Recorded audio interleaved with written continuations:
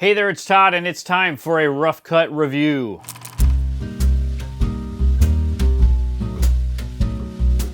Welcome to Rough Cut Reviews, where you send me a rough cut of your edit, and spoilers, I review it and give you notes on how to improve your edit. If you'd like to submit a rough cut, you can send a link to roughcutreviews@gmail.com, and also be sure to like, comment, and subscribe if you like videos like this, and don't forget to hit that notification button so I can just flood you with all types of foolishness. Now, today's brave soul is Dylan DeMarce, and he's from Minnesota. You can follow Dylan on Instagram at Dylan DeMarce, and he shot a video for Mecca Tattoo, also from Minnesota, and I'll leave their information in the description below. Now, here's some details on the video. In terms of shooting, he used a Canon 7D along with a 51.8, and he utilized natural light in this situation, as well as a small shotgun microphone for sound.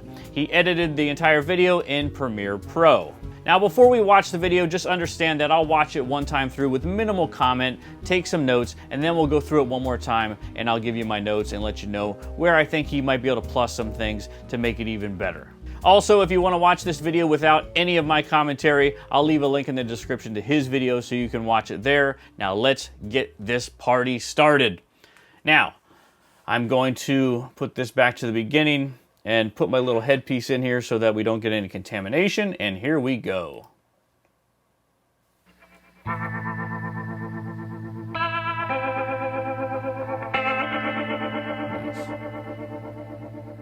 I like the music. I believe he told me he got the music from YouTube. That's good.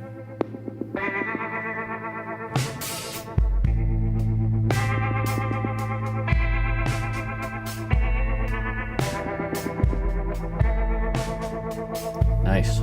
Nice details. Lots of details. What is the best thing about tattooing for you? For me, it's meditative, so I can get lost in what I'm doing and kind of center myself. Plus, it's pretty cool to be able to do whatever I want at this point. Like, my customers trust me enough that I can have a lot of artistic freedom, but it took a long time to get to that point. Yeah, it took me a long time to trust my creative side, because I never really considered myself like a really good tattoo artist because I couldn't draw. I mean, I could draw, but not like most of the really great custom artists. But then I realized that reproduction is a whole different art form in itself. How does it make you feel having your art on somebody's body? I take it pretty seriously because it's permanent. But it's an honor, for someone to trust you that much, it's a big deal because it's not just artwork, it's permanent. You have to make sure that you do your best on every single job you do. It's not stressful at all. How does one get into tattooing? I love these crane shots. Well, it's not just something you can go to school for. You have to actually earn it. And you can't learn all this just by going to school for it. You have to have the right personality and know how to deal with difficult customers and maybe know how to draw, but that's not even the most important thing. You have to have a really good work ethic. And you have to really, really, really want it. And then you get into the industry and you have to do a bunch of stuff that you probably don't want to do just because you have to gain trust from all your customers. So that's challenging because everyone just wants to tattoo their own style of artwork, and it doesn't work that way. It's not like painting where you can just paint whatever you want. You have to have customers' input involved in your design.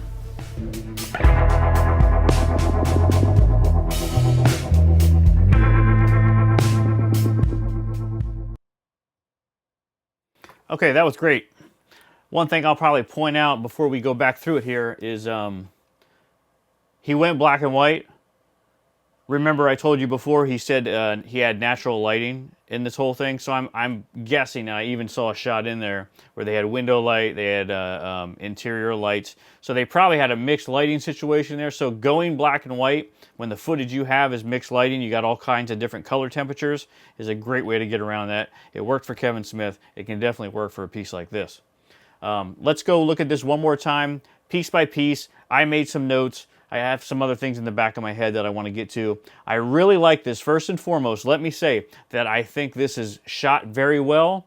I think the music is nice. I think the black and white really plays well for a lot of these pieces because it seems like the tattoo pieces are all with black and white as well.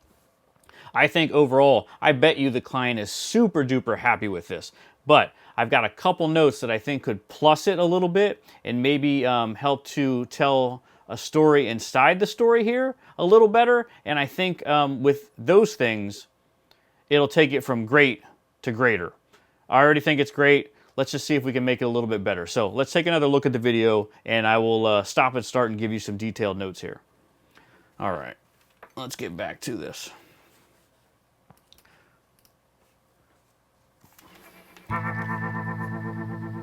One thing I will say is if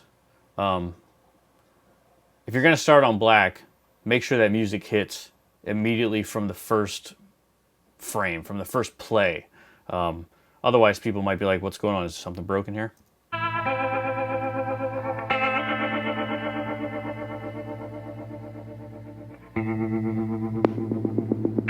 All right, and this jumped out at me the first time around. This voiceover, I think, comes in a little too late. And right there's your shot, mixed lighting. So that's why he went black and white. Great job there. Such great details. So many great shots.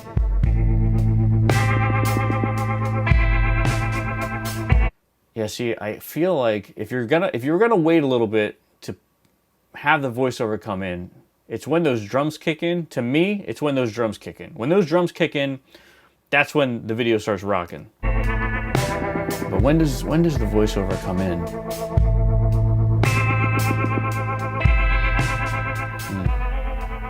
It's a while. What is the best thing about tattooing for you? Yeah, I'm telling you, I think that right there should have come in as soon as those drums kick in the beginning of that music. I feel like that's a cue for a dialogue to start, almost as if it's a singer that's getting ready to. I feel like that performance should start right there. Otherwise, if it goes on too long, it just starts to feel like, oh, this is just a montage of this place. I'm bored. I'm moving on. The key is to keep people entertained. People have an attention span of nothing. So you've got to keep throwing new information at them to keep them engaged. I think visually, it's great. So far, visually, I think it's very interesting. He's changing shots often. The shots are really good. But why am I watching this? And I feel like if you get into like discussing the tattoo stuff quicker, it'll keep the audience engaged. It keeps it a little more entertaining. Let's get back to it. For me, it's meditative, so I can get lost in what I'm doing and kind of center myself. Plus, it's pretty cool to like be able to do whatever I want at this point. Great. Like, my customers details are trust me enough great. that So many great I can details. have a lot of artistic freedom, but it took a long time to get to that point. But I will say, A long time I want to see where this girl is. to trust my. This girl talking, I want to see her talking. Even if it's just I never really considered 2 seconds. myself like Show me who's a really talking. good tattoo artist because I couldn't draw. I desperately I mean, want to I see could who draw, this but is. Not like. And look, maybe the shots got really messed great up. Maybe stories. maybe the lighting wasn't good. Maybe it wasn't a good realized shot. that But I really want to see who Production's a she whole is. different art form in itself. How does it make you feel having your art on somebody's body? I take it. Something I'm also noticing, and this is more of a shooting thing, I notice that he left the questions in and along with her responses. And one way that you could potentially, I don't like to hear my voice in a lot of my projects. One way you can remedy that is by telling your subject to make sure that they repeat the question in their answer. So if I say, what's your name? You say, my name is this. And if they start to answer a question, they don't repeat the question, just give them a friendly reminder. It's going to make your job way easier to make it more about them and not distract the audience with this other voice to say, per se. So let's get back to it here. Seriously, because it's permanent. Wow. But it's an honor, Great like shots. for someone to trust you that much. Like, that's a big deal because it's not just I artwork, love like it's permanent. these you have to make crane sure that you do your best on every wide single job shots you do. of this space. It's not stressful at all. Love the details, love the wides. How does one get into tattooing? Well, it's not just something you can go to school for. You have to actually earn it. And Man, I love those crane learn shots. all this just by going to I think you should definitely, and I even made note of this, don't save those crane shots till the end. I think they look wonderful. I think the biggest thing that I see here school for it. You have to is just a have the massive right grouping of your personality, know how coverage. to deal with You've got like a long stretch of all close-ups, and then you've got that grouping of these wide shots all together, which are incredible. I almost would like to see some of these wide shots way earlier. That shot's a little crooked, you know, maybe finesse it a little bit in post to fix that. But man, if I saw these way earlier, I think it would be a much more dynamic video. It wouldn't necessarily be so much different. It's already really good, but I think it would be much more dynamic because you could group all of that stuff together.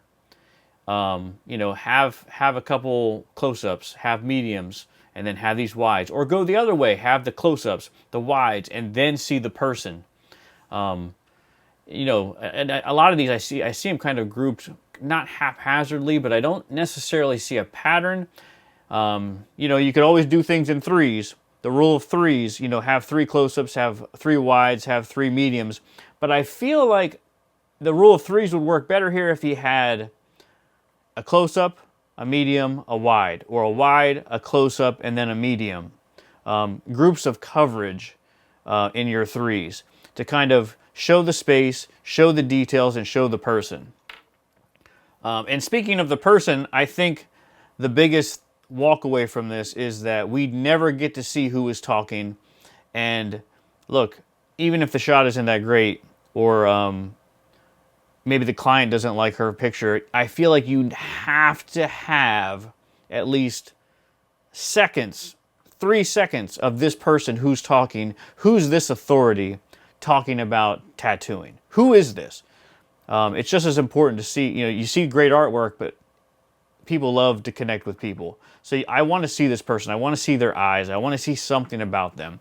I think that's sorely needed in this video. But other than that, again, I think this is really great. on every single job you do. And so we look there, we're back into these details. Work ethic, and Details, and we never really see the person. Details, great.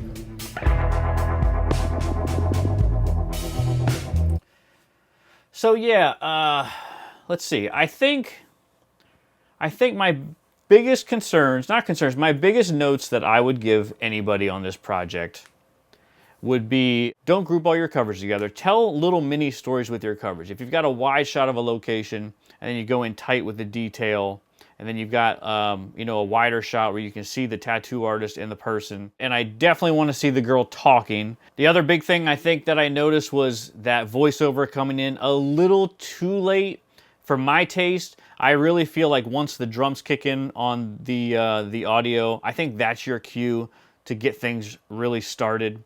I like the slow pace at the beginning. You can maybe show some empty rooms. Maybe that's a great place to put those wides, put the empty rooms, and then when the drum hits, you have the audio, the voiceover start going, and then you see work starting to happen. You start seeing, you know, the pen to the skin, and you really start rocking and rolling at that point. It's probably a majority of close-ups in this video, and I feel like if you're always in close-ups, it can start to feel a little claustrophobic for the viewer. Sometimes I like to just show a couple close-ups and then open up wider to you know, let it breathe a little bit. I also like to change coverage when it's a new topic. So when she answers a new question, maybe jump out to a wide shot to kind of it's almost like a palette cleanser that I jump to a new shot, something a little wider, so that the audience mind kind of gets reset. Like, oh, hold on, this is different. There's new information that's about to come. I think that could be super helpful there. But again, some really great shots there that I feel like you're not utilizing until the very end. So, look, overall, Dylan, amazing job. I mean, You shot it with very minimum equipment and you got a great result. I mean, I'm sure this client is just over the moon. It's a great sense of style throughout this video. And that's the one thing that I can't necessarily help you with. If you don't have a sense of style or an eye for a project, there's really nothing that I can do to help that. All I can do is try to help you move the pieces around a little bit and help out maybe with some timing and some points and tips there. But you shot a really great video. You've already created great pieces to your puzzle. So it's just a matter of like moving those around. You've got all the parts there, I think. I would assume you shot the woman who's speaking at the tattoo parlor. I just really want to see her. I'm super curious because it looks so good. Why wouldn't I want to see like who that person is? Hopefully some of my notes there can help you maybe rearrange some of the parts to tell little tiny stories within that story. And when I say little tiny stories, like here's the space, here's the detail of the drawing, here's the guys that's getting tattooed, and then here's the finished product. Maybe little tiny mini stories with your B-roll while the young lady's talking in the background. Other than that, man, great job. Hopefully some of those tips are helpful to you and helpful to other people out there that are creating some of this stuff on their own as well. But really great job. Kudos to that. So that is today's Rough Cut review. Thank you, Dylan, for sending that in. And shout out to Mecca Tattoo. You should be very thankful that you got such a kick-ass video from this young man. And again, if you'd like to send in a rough cut for me to review, feel free to do that. Submit a link to roughcutreviews@gmail.com. Now, if you want to learn more about video editing or shooting video, check out the Frono's Photo Guide to Shooting Video and Guide to Video Editing. I created with Jared Poland from Frono's Photo over 15 hours of all things shooting video and editing video. They're pretty cool. If that sounds like something you might be interested in, the link is in the description, and I will talk to you soon. Thanks.